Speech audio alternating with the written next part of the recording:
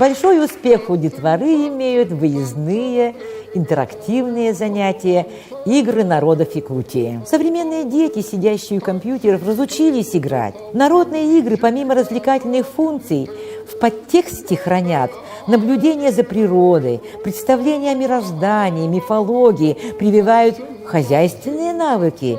И все это на наших глазах уходит в тень прошлого под натиском индустрии досуга, предлагающей техногенные заменители игр. Знакомство с играми чукчей, эскимосов и юкагиров, эвенов и эвенков, якутов вызывают уважение к ловкости и силе охотников, гибкости их ума, наблюдательности. Знакомить с культурой как бы изнутри.